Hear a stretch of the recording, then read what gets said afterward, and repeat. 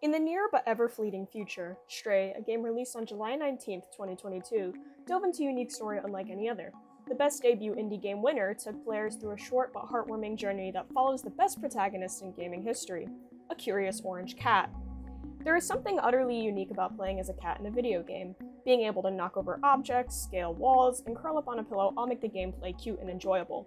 What seems like a fun adventure is deeper than what's on the surface. As this cat, you find yourself in an underground city with the end goal of getting home and leaving.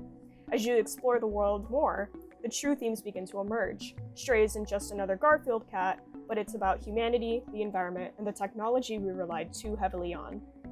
Warning, there will be spoilers for the entire game here, just because it's a 5-hour game and it honestly doesn't take too long.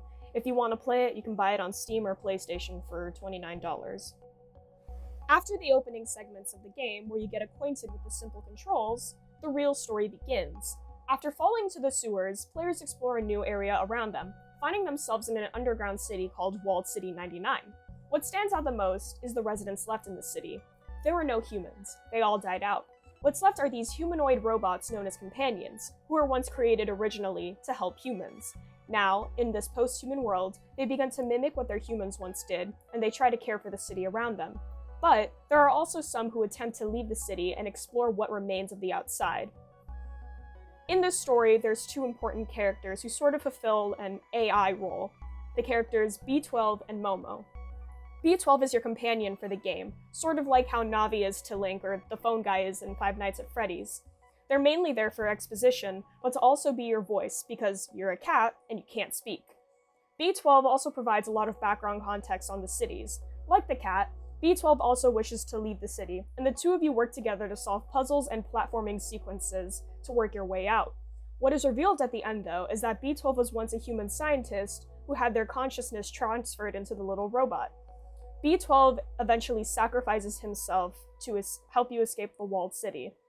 Momo, on the other hand, is one of the companion robots you meet early on. Momo, despite being a robot, is one of the most human characters in the game. He's depressed and lonely when you first meet him because his friends left him to venture outside the city. Like B12, Momo wants to help you escape, and prevents these weird violent creatures known as Zurks from catching you during a very daring chase sequence.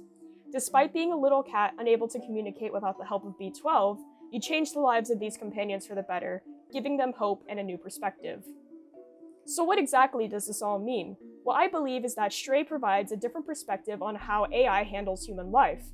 We are constantly concerned with the idea that AI will take over and ruin human existence for us. Stray goes completely against this idea, and the companions in the game deeply miss the humans and deeply respect them. The companions try to mimic the way we act, but of course, they can't do it perfectly. They wear fun outfits that showcase their personality, and they react to your actions, like pushing a paint bucket off the roof pisses them off. There's also the idea that these companions evolved over time to have some sort of solar consciousness.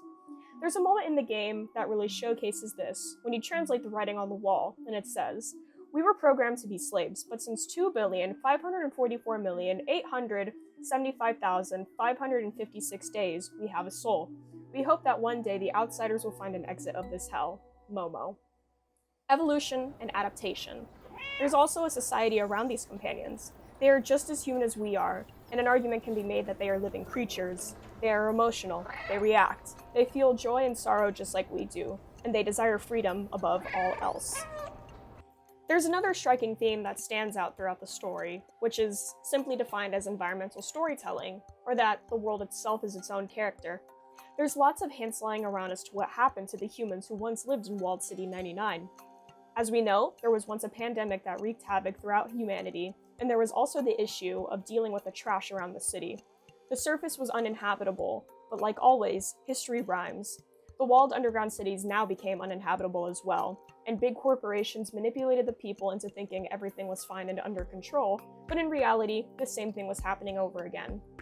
Regardless of the mistakes humanity made in the past, the companions still hold them to a high regard. Another translation says, "I take care of the plants. The humans improve them so much. Now they require very little light. I just add a bit of water and look how big they get. It really is amazing technology."